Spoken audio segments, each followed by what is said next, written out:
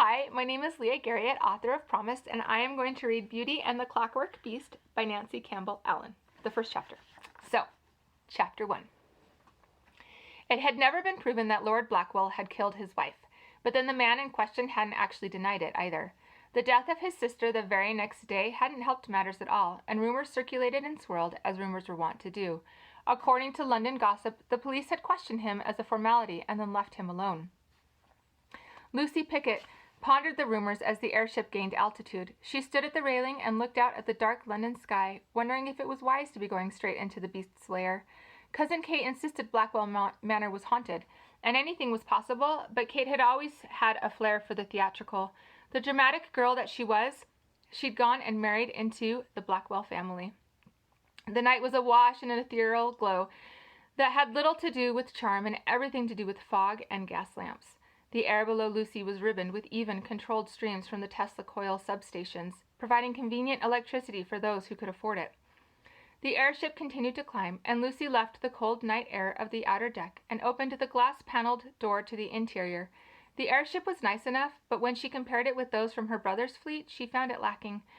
Daniel Pickett had impeccable taste, and his ships were not only stylishly turned out, but they were comfortable as well. She had become spoiled in her travel, and the fact that none of Daniel's ships had had a flight scheduled that night for culture was vexing, but only mildly so. Lucy sat in her assigned seat, pleased that the flight wasn't full and that she had the entire row to herself. Feeling a slight draft, she scooted to the open window and looked down again at the city. London became a toy village as the airship reached cruising altitude, and she tugged on the heavy fabric window coverings, blocking the breeze and the sight of the city below.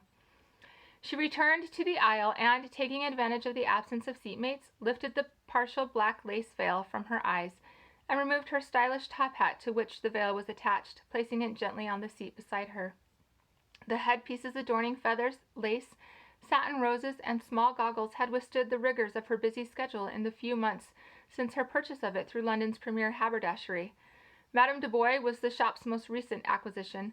Supposedly she was from Paris, but Lucy had it on good authority that Madame du Bois was from a little town on the Welsh coast and had adopted her former tutor's French accent. Either way, the woman worked wonders with hats, and Lucy wasn't inclined to care much about her fabricated nationality. Lucy leaned her head against the cushion and closed her eyes. Her recent research trip to the continent had been wonderful, but she was tired.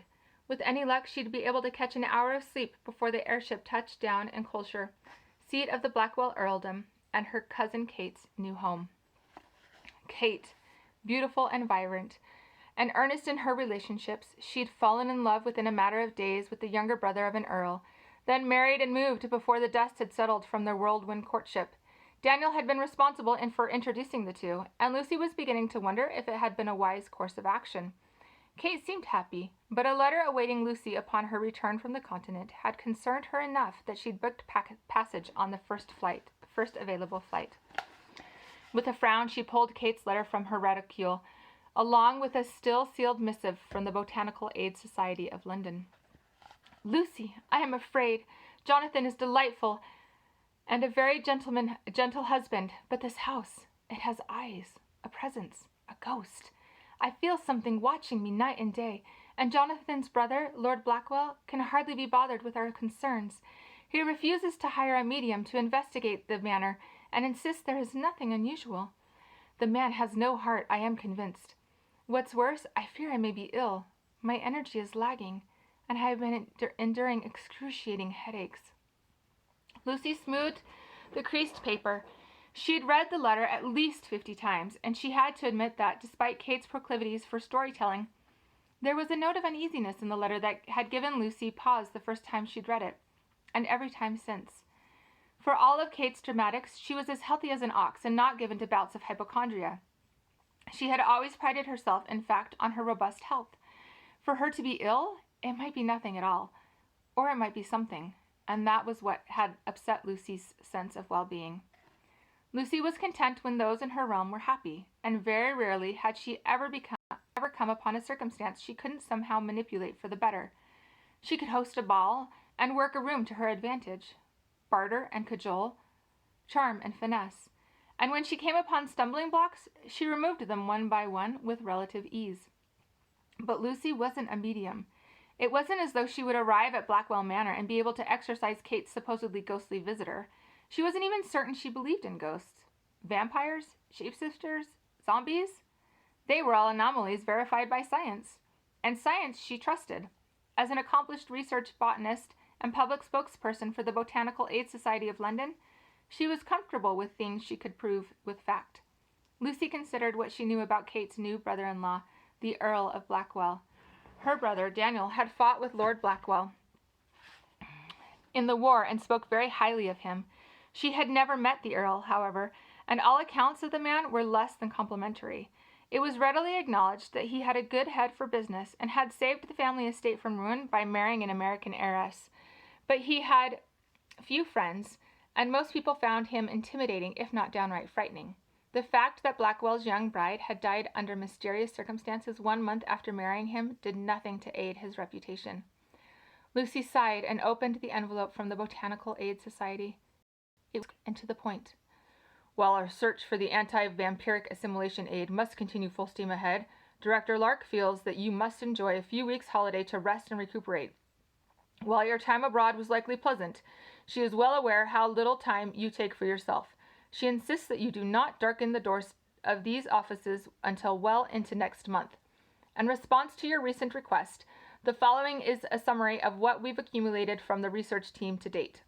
It appears that the vampiric assimilation aid allows the vamp to walk among the living undetected for a period of only 1 year, not 2, as we previously suspected. After approximately 12 months, the aid wears off and is no longer effective. The vamp then cannot eat regular food, walk in sunlight, or disguise the fangs. The vamp appears to lose a significant amount of speed and agility while under the influence of the aid. The ability to transform into black mist also seems to be affected and can only be held for a limited time.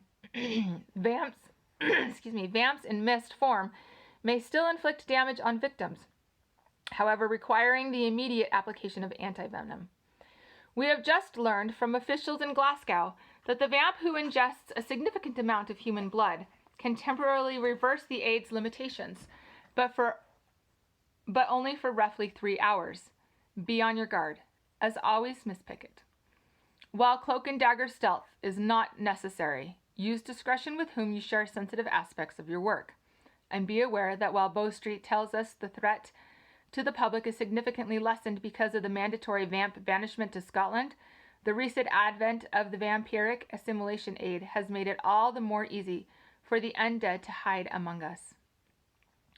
The letter was signed by the director's assistant, Gregory.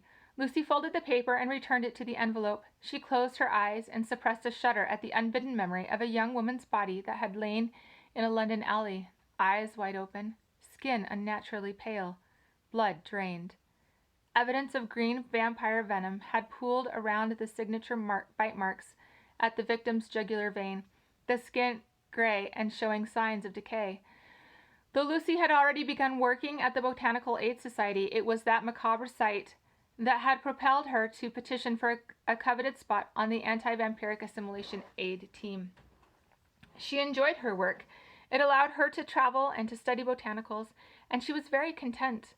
Her recent trip, in fact, had yielded promising results, and she was anxious to pursue her observations in the London lab. Yet now she was on an official holiday, one she didn't necessarily feel the need for. However, it would allow her the luxury of spending time with Kate without feeling rushed. Lucy sensed someone standing in the aisle next to her. She cracked one eye open and glanced at the automated flight attendant, who had appeared noiselessly at her side. The attendant appeared as a human woman, but Lucy knew her metal and clockwork interior was cloaked with biologically engineered facial features and limbs. "Would you care for some tea?" the automaton asked.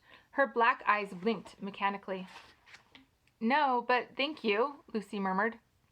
The attendant inclined her head in acknowledgement and stepped to the next row, her movements nearly as smooth as those of an actual person. Perhaps it was for the best that automatons, or tons, could still be distinguished from the human population. Science was evolving at a rapid rate, however, and advancement in ton programming had progressed to a point where personality traits were available for the choosing. The differences between human and ton might not eventually be so easily discernible. Sleep was frustratingly elusive for Lucy, But it wasn't long before the airship began its descent and then settled onto a landing field where docking workers secured it to the ground. The noise from the propellers eventually quieted, and Lucy donned her hat and gathered her portmanteau. She held her luggage claim ticket in one gloved hand. After disembarking and handing her ticket to a ton airfield attendant, she waited while he retrieved her trunk from the cargo hold and then, with an android strength impossible for a human, carried it to a waiting, open-topped, horseless carriage. Blackwell Manor, please, Lucy said to the carriage driver. She attempted to give him the address, but he nodded and rolled his eyes. I know where it be, missy, he gestured with his shoulder while preparing to release the brake. Get in, then. The airfield attendant closed the rear boot and then offered his hand. She took it, noting the coldness of the metal through her glove. The ton sketched a brief, stiff bow and then returned to the airfield. Lucy lifted her hem and climbed into the carriage, which jerked forward with a grinding of large clockwork gears that were in sore need of lubrication. Perhaps the journey would have been a little less disconcerting by day. As it was, the world was dark. Tree limbs stretched across the narrow lanes like thin black arms, forming an eerie tunnel punctuated with pockets of dense fog so thick that the dampness invaded Lucy's clothing, chilling her to the bone. If she ever decided to visit her cousin at night again, she would see about finding a covered carriage with heated bricks for her feet. The path twisted and turned, and she lost her bearings as they wound their way farther into the countryside. Every now and again she saw a small inn, pub, or humble cottage, but a sense of isolation crept upon Lucy as the conveyance traveled deeper into the forest. 30 minutes passed before the vehicle finally came to a stop in a circular drive. The full moon hung with an enormous house of black stone. The full moon hung above an enormous house of black stone with sharp angles and turrets that stretched into the sky. One saving grace, she supposed, was that there were lights on in some of the windows. Had the house been entirely in the dark, she might well have instructed the driver to return her to the airfield. She heard a loud thud as the driver dropped her trunk on the ground next to the carriage and then opened the door for her. Looping the strings of her reticule over her wrist and grabbing her portmanteau, she took the driver's hand as he helped her disembark. She raised a brow at him when he made no attempt to pick up her trunk. Do you suppose you might at least carry it up to the front steps for me? She asked. He smiled, the skin around his black eyes crinkling. For another coin, I might be able to do that. She glanced at him askance and set down her portmanteau. Opening the reticule, she withdrew a coin while still watching the amused face of the driver, a ton who had clearly been programmed to be savvy. The conveyance company likely brought in a fair amount of coinage from this one. Carry it to the stairs, and then I will give you this. She waved the coin at him between two fingers, but closed her fist around it when he leaned toward her.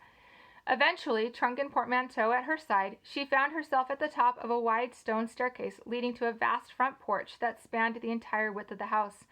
The driver quickly made his way back to the carriage with her gold coin in his coat pocket. He looked back at her once, his smug smile faltering as his eyes rose to examine the house behind her. Good luck with ye, then. He wasted no time firing up the vehicle, leaving with a loud grinding of gears and puffs of steam. Lucy turned toward the enormous pair of front doors that brooded over the porch and yard. She lifted the cold wrought iron door knocker and banged it resolutely against the door, wincing at the resounding crack that split the night. It took another 30 seconds and 2 more eardrum-splitting assaults with the knocker before the door finally began to creak inward. Between rumors that the beast of Blackwell Manor, delivered by gossipy young women at tea in London, and the odd reaction of the carriage driver, Lucy found her heart beating rapidly as she waited in the cold night air. A sliver of light shot across the porch and into Lucy's eyes, and she leaned back slightly as she looked with equal parts curiosity and dread at the person on the other side. An elderly gentleman, a human apparently, opened the door wider and gave her a perfunctory bow. Miss Pickett, welcome to Blackwell Manor. Here's a little section break.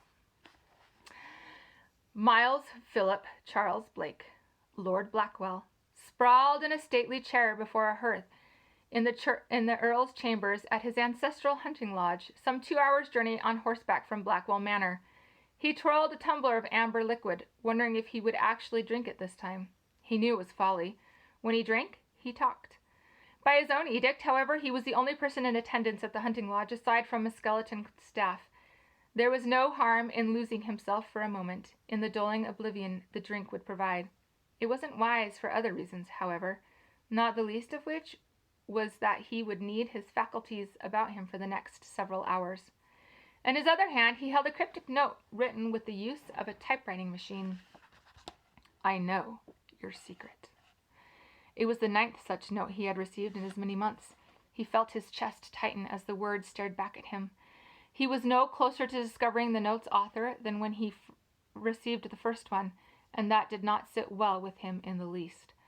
He had enemies, of that there was absolutely no doubt, but a good majority of those could be crushed with his influence and status, if nothing else.